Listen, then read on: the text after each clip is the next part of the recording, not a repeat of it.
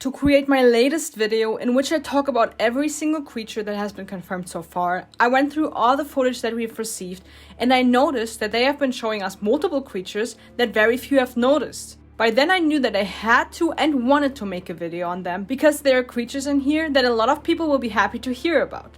I want to make clear here that neither of these creatures have been officially confirmed, and it is not safe that they will be in the final version of the game, even though the fact that they are creating concept art and other designs for these beasts make it very likely for them to be in the game, but no promises. Okay, now that that is clear, I'd say let's start right with the very first creature. And that is the Gnome.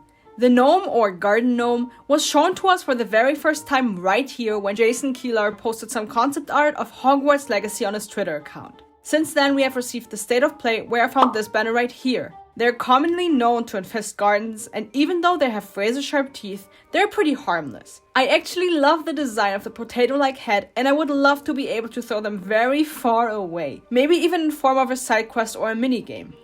Another concept art Jason Keeler posted was this one. If I'm not mistaken, it is said to be the concept art of a Swedish short snout. A baby, in fact. The only dragon we have seen confirmed in the game so far is this one. It seems to be a Hebridean black. The Swedish short snout has so far only been seen on this concept art, which is why I wanted to take it into this video, as it is not confirmed to be in the actual final version of the game.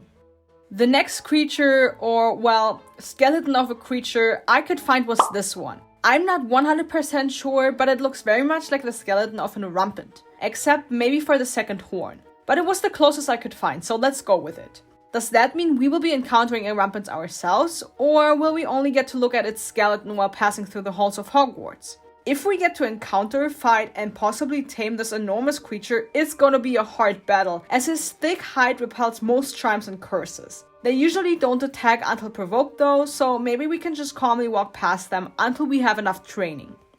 A demiguise sculpture can be seen twice in the trailer, which makes me think that they might play an important role. The demiguise was able to make itself invisible and tell the future, which made it extremely hard to catch. Their pelts were used for invisibility cloaks, which made them a target for a lot of poachers. In Hogwarts Legacy, we will be able to save, hide, and protect magical beasts from poachers, so maybe we will get to do the same with these sloth ape-like creatures.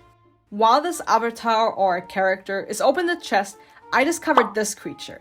It's a Kelpie that could also be seen in this concept art in the behind the scenes of Hogwarts Legacy. The Kelpie was a shape-shifting water demon that could take any form, but usually chose the one of a horse. Even though a Kelpie can be tamed by using the placement charm to put a bridle over their head, they were still very dangerous and would lure unwary travelers onto their backs, drag them underwater, and eat them, which is pretty evil. If they are in the game, they might be trying to do the same thing to us. But ha! Because you watched this video here, you are gonna be smarter and not fall for their tricks. I think that deserves a like. If you look very closely right here, you can see a phoenix. In the comments under my last video, I was kindly made aware of the fact that the phoenix has been confirmed by a media shot, which is super exciting. However, I haven't seen or found that media shot, and I haven't seen the phoenix actually moving in any of the trailers, which is why I wanted to take it into this video. I can't promise that it will be in the game, but apparently it's looking very promising.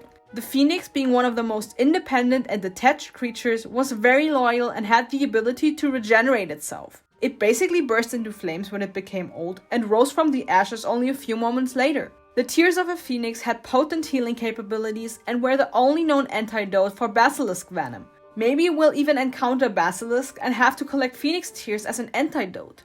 That would be pretty special. The unicorn can be seen on this sign right here and on this banner right here.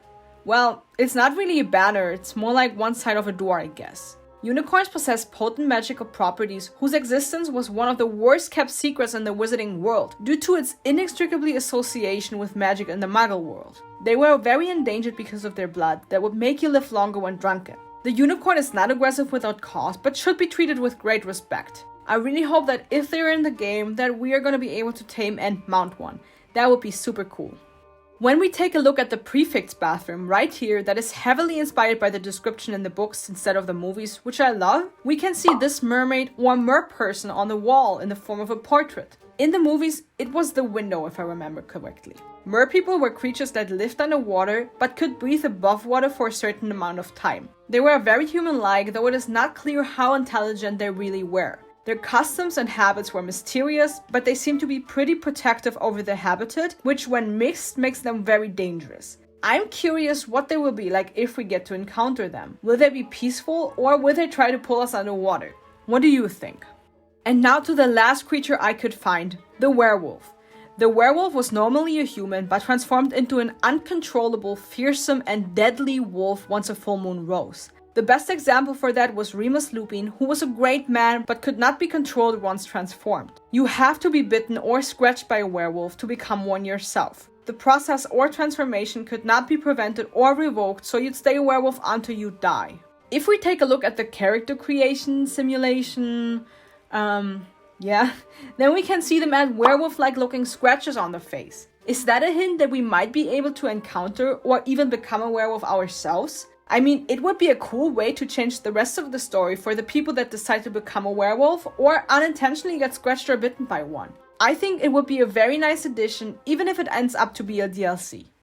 And those were all the creatures that have been hinted to appear in the game but not officially been confirmed. Let me know in the comments what creature you think will be in the game. Will it be all or maybe just one or two? Alright, thank you so much for watching my video. I hope you enjoyed it. That was it from my side. Bye bye.